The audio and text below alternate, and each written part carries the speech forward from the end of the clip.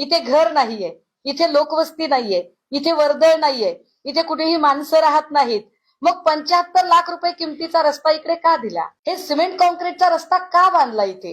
हे फार विशेष आहे की हा सिमेंट कॉन्क्रीटचा रस्ता का बांधला? जर इकडे एकही माणूस नाही, गाव नाही, घर नाही, वर्दळ नाही, तर या शेडला जोडणारा रस्ता का केला गेला? जर आपण पायी चालत गेलो तर 15-20 मिनिटं लागतात. जर आपण या ठिकाणी गाडीने चालत गेलो तर साधारणतः 5 मिनिटं लागतात. मी आता आपल्याला हा फोटो दाखवला पाहिजे. हे शेड आहे, हे रिसॉर्ट आहे. या रिसॉर्ट मध्ये साधारणतः आता 7-8 रूम बांधून तयार आहेत आणि जो आतला भाग मगाशी दाखवला त्याच्यामध्ये खाली अजून वेगवेगळ्या अमेनिटीज तयार होत आहेत. हे इकडे काम, त्याची गिट्टी आणि फरशा आहेत. हा पत्र्यांचा शेड आहे. इकडे एक डस्टर गाडी थांबलेली आहे जी कारवाईसाठी गेलेली होती. आता कारवाईसाठी गाडी गेली होती आणि ही साधी गाडी आहे. आता याच्या नंतर या सगळ्यांमध्ये ही जी कारवाई झाली, या कारवाईमध्ये 45 किलोचं ड्रग सापडलं.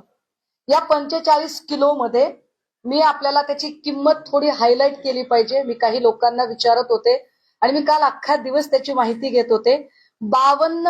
साधारणतः 52 ग्रॅम जर ड्रग्ज घ्यायचा असेल तर 52 ग्रॅम ड्रग्जला 10 लाख रुपये लागतात. 52 ग्रॅम ड्रग्जला जर 10 लाख रुपये लागतात तर 45 किलो ड्रग्जला किती? तर ते साधारणतः 115 कोटी रुपये होतात. 115 कोटी रुपयाचं ड्रग्ज या ठिकाणी सापडलं आणि ही बातमी फारशी काही हायलाइट होत नाही, हे विशेष. बरं, आता ही माहिती मी तुम्हाला देते, ही इंटर रिलेट कशी होते बरं? तर मी सांगितलं पाहिजे की हे रिसॉर्ट कुणाच्या मालकीचं आहे. हे रिसॉर्ट साधारण प्रकाश शिंदे या व्यक्तीच्या मालकीचं आहे.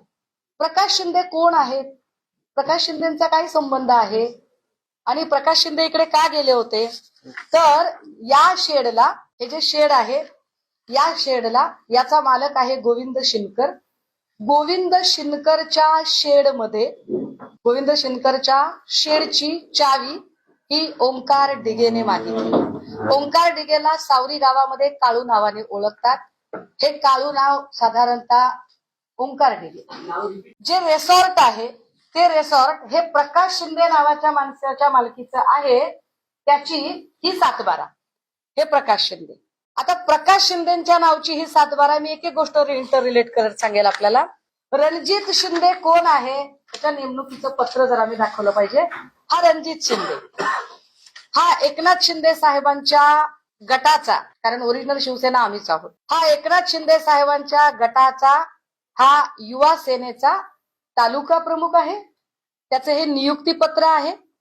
हा नुसता तालुका प्रमुख नाही, एकनाथ शिंदे साहेब ज्या मूळ गावचे आहेत त्या गावचा हा सरपंच आहे.